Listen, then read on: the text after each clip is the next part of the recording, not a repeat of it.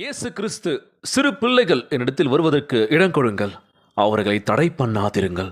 Mark 10 இறை திருவசனம் 14-16 எடுத்து வச்சு பாருங்களா. சிறு பிள்ளைகள் என்னிடத்தில் வருவதற்கு இடம் கொடுங்கள், அவர்களை தடை பண்ணாதிருங்கள். ஆண்டவரிடத்தில் உங்கள் பிள்ளைகளை அனுப்புங்க. எந்த ஒரு தடையும் வந்தாலும் சரி, ஆண்டவராக இயேசு கிறிஸ்து உங்கள் பிள்ளைகளை அரவணைப்பார், ஆசீர்வதிப்பார். அவர் கரங்களை அவர்கள் மீது வைத்து ஆசீர்வதிப்பார். இதோ இயேசு உங்கள் பிள்ளைகளையும் இன்று அரவணைக்க விரும்புகின்றார். தைரியத்துடன் சிறு பிள்ளைகளை என்னிடம் கொண்டு வாருங்கள் என்று கூறுகின்றார். என் அன்பு சகோதர சகோதரிகளே, ஆண்டவர் நாமத்திற்கு சோத்திரம். தினம் ஒரு ஜப வழியாக பேசிக்கொண்டிருப்பது உங்கள் அன்பு சகோதரன் பிரபு. எப்படிங்க இருக்கீங்க? இன்றைய நாள் எப்படிங்க போச்சு? உங்களுக்கு மகிழ்ச்சியாக இருந்தீங்களா? எப்போவுமே சந்தோஷமாக இருங்க என் அன்பு சகோதர சகோதரிகளே. இன்னைக்கு நம்ம பசங்களை நினச்சாலே ஒரு கவலை தான் இல்லை. என்ன பண்ணுறாங்க, எது பண்ணுறாங்கன்னு தெரிய மாட்டேது பிரதர். எதையாச்சும் ஒரு பிரச்சனையை கொண்டு வந்துடுறாங்க வீட்டுக்கு. பக்குன்னு இருக்குது. என்னடா இப்படி பண்ணாதரான்னு சொல்லி கேட்க மாட்றாங்க. ஒழுக்கமாக இருக்கணும், நல்ல விஷயத்தை கற்றுக்கணும்னு சொல்லி எவ்வளோ அறிவுரை சொல்கிறது என் பசங்களுக்கு.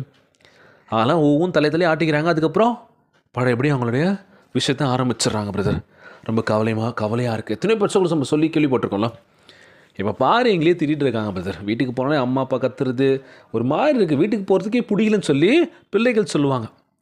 பேரண்ட்ஸ் ஆகி நம்ம என்ன பண்ணுவோம், நல்லது கற்றுக்கணும், நல்ல விஷயத்தை நோக்கி நம்ம பசங்க போகணும்னு நினைப்போம். ஆனால் அவங்க நினைப்பாங்க, வீட்டுக்கு போனாலே அருன்னு இருப்பாங்கப்பா, கொஞ்சம் நேரம் பொறுமையாக எங்கன்னா சுற்றிட்டு போகலாம் அப்படின்னு நினைக்கிற பசங்க எத்தனையோ பேர். நீங்கள் நல்லா இருக்கணும், உங்கள் எதிர்காலம் நல்லா இருக்கணும்னு சொல்லி யோசிக்கிற முதல் ஆள் யார் தெரியுமா? அப்பா அம்மா மட்டும்தான். உன் நண்பர்களோ சொந்தக்காரங்களோ யாருமே கிடையாது. இதுதான் உண்மை. ஸோ அப்பா அம்மா சொல் பேச்சு கேட்டு நம்ம நடந்தோம் அப்படின்னா வாழ்க்கை சிறப்பாக இருக்கும்ல. அதையும் ஒரு சில பசங்களுக்கு புரியலன்னு இன்ன வரைக்கும் தெரியலല്ലോ. இன்றைக்கி எத்தனையோ பிள்ளைகள் வழி மாறி, பிரதர் நான் படிச்சிருந்தானதே நான் எங்கேயோ இருந்திருப்பேன், ஒரு கெட்ட பழக்கம் கற்றுக்கிட்டேன், அதில் வெளியே வர முடியல. எங்கள் அப்பா அம்மாவை திட்டுவேன். ஒரு சில சமயம்லாம் நான் எங்கள் அப்பாவெல்லாம் கை வாங்கிட்டேன். இப்போ வேதனைப்பட்டு ஃபீல் பண்ணி என்ன யூஸ் இருக்குல்ல. இப்போவும் கண்ணீரும் கமலமாக சொல்லும் போது கஷ்டமாக இருக்கும். அப்போ எல்லாமே போச்சு பிரதர்.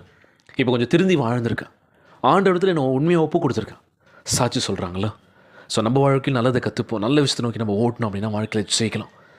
ஆண்டவராகிய இயேசு கிறிஸ்து சிறு பிள்ளைகள் இடத்தில் வருவதற்கு இடம் கொடுங்கள், அவர்களை தடை பண்ணாதிருங்கள் அப்படின்னு சொல்லி ஒவ்வொரு ஞாயிற்றுக்கிழமை காலையில் சர்ச்சுக்கு கூப்பிட்டு போங்க.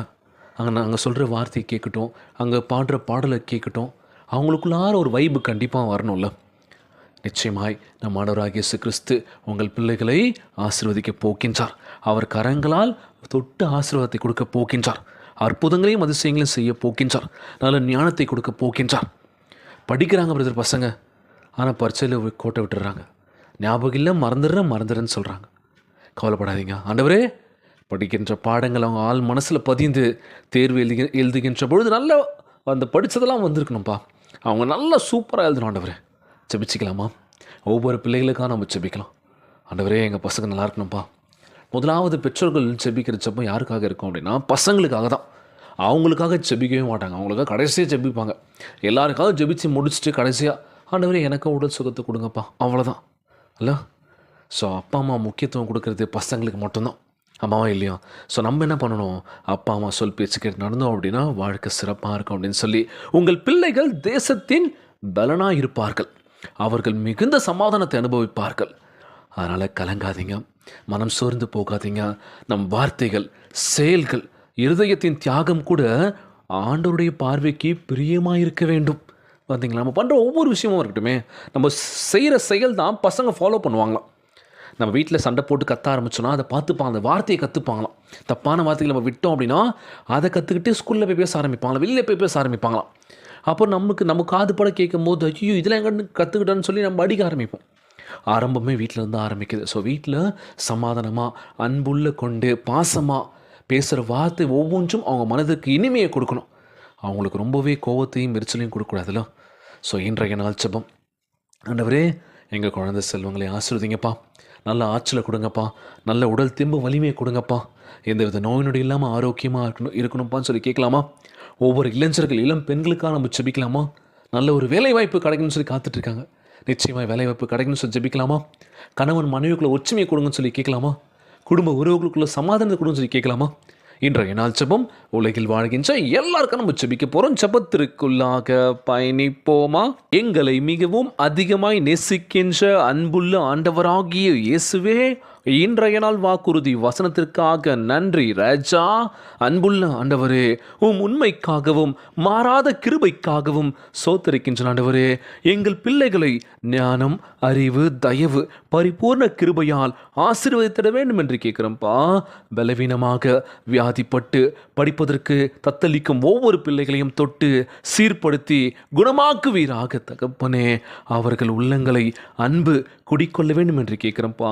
உமக்கு பயப்படும்படி மறுரூபப்படுத்துவீராக. அவர்கள் ஞானத்தினாலும் கீழ்ப்படிதினாலும் பக்தியுள்ள சுவாபத்தினாலும் வளர உதவி செய்யுங்கப்பா. அவர்கள் வழிகளில் நடந்து நோக்கத்தை நிறைவேற்றுவர்களாக வளர வேண்டும் என்று கேட்கிறோம்ப்பா. எங்கள் குடும்பத்தின் மேல் சமாதானமும் பாதுகாப்பும் தயவும் எப்பொழுதும் தங்கியிருக்க வேண்டும் என்று ஜெபிக்கிறோம்ப்பா. அந்த ஜெபத்தை கேட்டுக்கொண்டிருக்கின்ற என் அன்பு சகோதர சகோதரிகள், என் அன்பான உறவுகள் எல்லோரையும் பத்திரமா பார்த்துக்கோங்கப்பா. யாருக்கு எந்த கஷ்டங்கள் துன்பங்களை கொடுத்துறாதீங்க ராஜா. நோய் நொடியினால் அவதிப்பட்டு கொண்டிருக்கின்ற ஒவ்வொரு சகோதர சகோதரிகளை உமது கரங்களால் தொட்ட நோயில் அகற்றி போடுவீராக.